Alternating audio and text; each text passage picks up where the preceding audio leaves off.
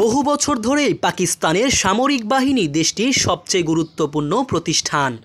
যদিও নিয়মিত বিরতিতে তারা নির্বাচিত সরকারের গদি উল্টে দিয়েছে, তারপরও বহু পাকিস্তানি এখনও মনে করেন যে রাজনীতিবিদদের যে তালগোল পাকানো তা থেকে মুক্তি দিতে পারে একমাত্র সেনাবাহিনী। দেশের অখণ্ডতা অটুট রাখতে সেনাবাহিনীর কোনো বিকল্প নেই।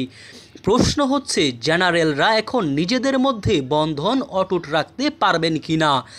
জনতুষ্টিবাদী নেতা ইমরান খান রাজনীতিতে হস্তক্ষেপ নিয়ে সেনাবাহিনীকে সরাসরি চ্যালেঞ্জ করায় তারা বেশ বিপর্যয়কর অবস্থার মধ্যেই পড়েছে। উত্তরে সেনাবাহিনীও ইমরান খানকে শুধু ক্ষমতা থেকেই সরিয়ে দেননি, বরং তাকে জেলেও পুরেছেন। গত ফেব্রুয়ারিতে অনুষ্ঠিত নির্বাচনে খানের দল বেশিরভাগ আসনে জিতলেও বেসামরিক সরকার গঠনে তাদের বাধা দেয়া হয়েছে। তার বদলে সেনাবাহিনীর আশীর্বাদ পুষ্ট একটি সরকার ক্ষমতায় বসেছে। গোটা দেশ এখন গভীরভাবে বিভক্ত। কিন্তু সেনাপ্রধান জেনারেল সাইদ আসিম মুনির আরও বেশি উদ্বিগ্ন, কারণ এই দ্বিধা বিভক্তি এখন সেনাবাহিনীতেও ঘাঁটি গেড়ে বসেছে। পাকিস্তানের জনমনে এমনকি রাজনৈতিক মহলেও এমন আলোচনা আছে যে সেনা নেতৃত্বের একাংশ প্রভাবশালী সেনা পরিবার ও সাধারণ কর্মকর্তা খানের দক্ষিণপন্থী আমেরিকা বিরোধী দৃষ্টিভঙ্গি এবং চীন ও রাশিয়ার দিকে যেই ঝোঁক তার প্রতি সহানুভূতিশীল। অভ্যন্তরীণ এই বিরোধ প্রশমনের উপর নির্ভর করছে পারমাণবিক অস্ত্রধারী ও বিশ্বের পঞ্চম ঘনবসতিপূর্ণ দেশটির স্থিতিশীলতা। এই বিভক্তিও এমন একটা সময়ে হলো যখন পাকিস্তানের অবস্থা শোচনীয়। অর্থনীতি ডুবতে বসেছে এবং জেনারেল মুনির ওয়াশিংটনের সঙ্গে সম্পর্ক উন্নয়নে আপ্রাণ চেষ্টা চালিয়ে যাচ্ছেন। পাকিস্তান এখন সব দিক থেকে রাজনৈতিক ও নিরাপত্তাজনিত চ্যালেঞ্জের মুখোমুখি। একদিকে চিরপ্রতিদ্বন্দ্বী ভারতের হিন্দু জাতীয়তাবাদী নেতা নরেন্দ্র মোদী ও অন্যদিকে আফগানিস্তানের তালেবান শাসন ও ইরান গত জানুয়ারিতে পাকিস্তানকে নিশানা করে বিমান হামলা চালায়। পাকিস্তানও ওই হামলার জবাব দেয়। এই মাসে পাকিস্তানি সেনা চৌকিতে পৃথক জঙ্গি হামলার ঘটনা ঘটেছে দেশটির দক্ষিণ দিকের আফগানিস্তান সীমান্তে। দেশের এই শোচনীয় অবস্থার দায় অনেকটাই বর্তায় সেনাবাহিনীর উপর।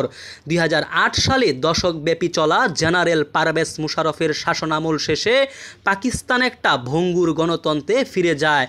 কিন্তু সেনা নেতৃত্বের ভয় ছিল যে দুটি শক্তিশালী রাজনৈতিক দল পাকিস্তান মুসলিম লীগ নওয়াজ ও পাকিস্তান পিপলস পার্টি সামরিক বাহিনীর প্রভাবে রাশ টেনে ধরতে চাইছে। আগামী বছরের নভেম্বরে জেনারেল মুনিরের মেয়াদ শেষ হতে চলেছে। অনেক কর্মকর্তার আশা তার উত্তরসূরি ইমরান খানের প্রতি তিনি বেশ সহানুভূতিশীল হবেন। অনেকেই মনে করেন যে ইমরান খানের সঙ্গে জেনারেল মুনিরের যেই বিরোধ তা ব্যক্তিগত। মুনিরের মেয়াদ শেষে নতুন নির্বাচন হবে এবং খান আবার রাজনৈতিক মঞ্চে ফিরবেন, এই ধরনের ঘটনা এবারই প্রথম নয়। পর্দার পেছন থেকে কলকাঠি নেড়ে বহিষ্কৃত নেতাদের ফিরিয়ে আনা হয়েছে আগেও। প্রধানমন্ত্রী শরীফের ভাই নেওয়াজ শরীফকে প্রধানমন্ত্রীর পদ থেকে উৎখাত করা হয়েছে 3 বার। তিনি 2 বার নির্বাসনে গেছেন। ফেব্রুয়ারির নির্বাচনের ঠিক আগে তিনি ফেরেন এবং তার ভাইয়ের নেতৃত্বে যে সরকার গঠিত হয়েছে তাতে প্রভাব বিস্তার করবেন বলে ধারণা করা হয়। পাকিস্তানের বিপদের আশঙ্কাটা ঠিক এই জায়গায়। খান সেনাবাহিনীতে তার প্রতিদ্বন্দ্বী পক্ষ কিংবা রাজনৈতিক কর্তৃপক্ষের সঙ্গে আপোষ করতে রাজি নন। অনেকেরই আশঙ্কা, এত প্রতিহিংসা নিয়ে খান কি করে পাকিস্তানের নেতৃত্ব দেবেন। আবারও ওদিকে মুনির যদি তার মেয়াদ বাড়িয়ে নেন তাহলে এই অচল অবস্থা জারি থাকবে। কিছুদিনের মধ্যে সেনাবাহিনীর মধ্যে ঐক্য হয়তো থাকবে, কিন্তু সেনাবাহিনীর ভ্রাতৃত্ববোধ চির ধরেছে। পাকিস্তানের জেনারেলরা যদি খানের সঙ্গে বিরোধ মেটাতে না পারেন তাহলে দেশের স্থিতিশীলতা, নিরাপত্তা ও ভবিষ্যৎ অনিশ্চিত।